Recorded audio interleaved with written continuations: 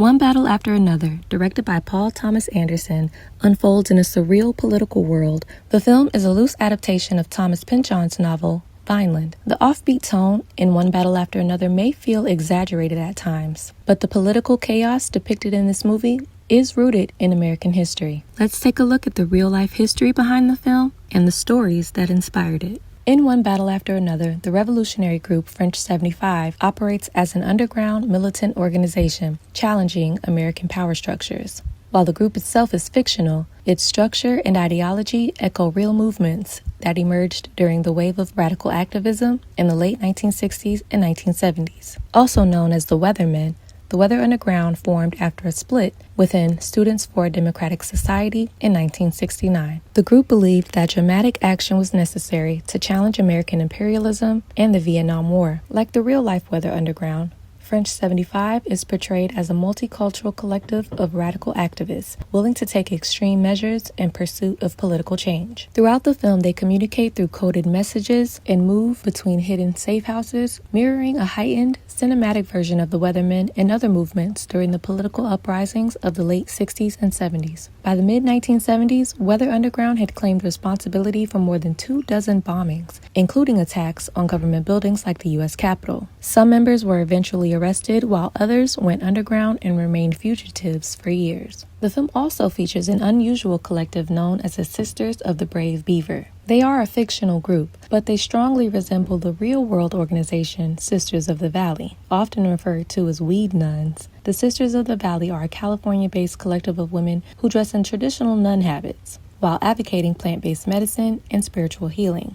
Though not affiliated with any church, they describe their mission as helping heal the world through cannabis-based remedies. But movements like these didn't exist in isolation. As radical activism gained momentum across the United States, in the real world, the government began closely monitoring many of these organizations. In One Battle After Another, government surveillance looms over nearly every part of the story. The activists are being watched, civilians are being watched and targeted. That dynamic closely mirrors real government programs designed to monitor and disrupt political activism. In the film, authorities deploy an undercover agent provocateur who infiltrates a protest and throws a Molotov cocktail, giving the military justification to open fire on the crowd.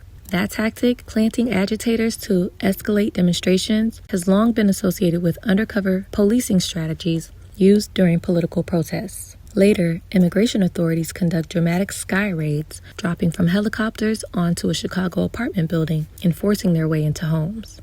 The sequence reflects growing concerns around militarized immigration enforcement and the expansion of executive police powers in real-life raids. Meanwhile, members of the resistance network are forced to operate almost entirely off the grid, avoiding modern technology and relying on secret routes to evade digital tracking systems. That sense of constant surveillance echoes real intelligence programs that collect large amounts of digital communication data, as well as government monitoring programs like COINTEL Pro.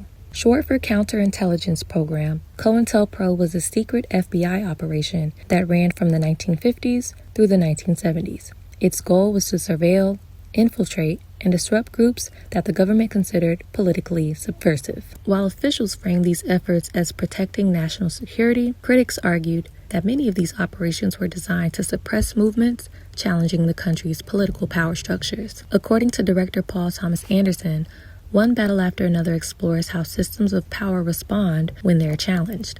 Many of the film's most powerful figures are connected to an elite organization known as the Christmas Adventurers Club, a wealthy network of influential men who appear to operate above the political conflicts unfolding around them. The Christmas Adventurers Club is fictional, but it reflects a long-standing reality in American politics. Elite institutions that shape policy, economics, and social power behind the scenes. The structure of the club resembles real elite networks where political leaders, business executives, and culture power brokers often intersect.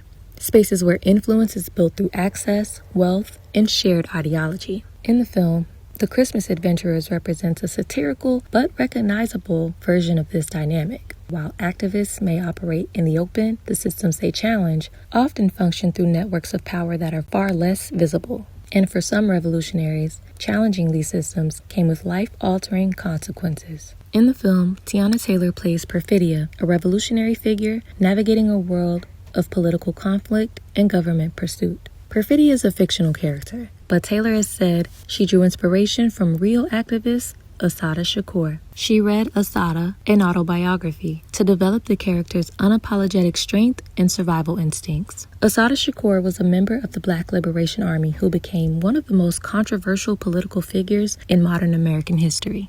Shakur was arrested in 1973 after a traffic stop escalated to a shootout, which led to the death of her fellow Black liberation comrade and a New Jersey state trooper.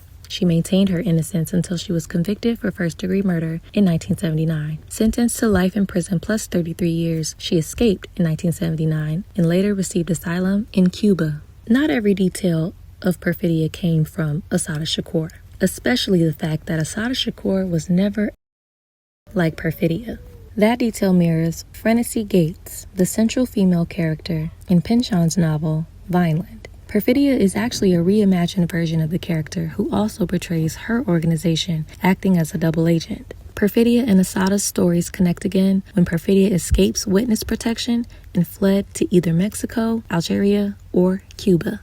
After escaping prison, Assatada Shakur lived in exile in Cuba until her death on September 25th, 2025, a day before One Battle After Another premiered. Like the characters in Vineland and One Battle After Another, many real revolutionaries spent decades living with the consequences of challenging the systems around them. Director Paul Thomas Anderson started writing this movie 20 years ago. In conversation with the film's lead, Leonardo DiCaprio, Anderson described how he was able to keep certain details originally thought of decades ago. He said, "Whatever seems to be happening politically seems to always be the same. Same shit, different year."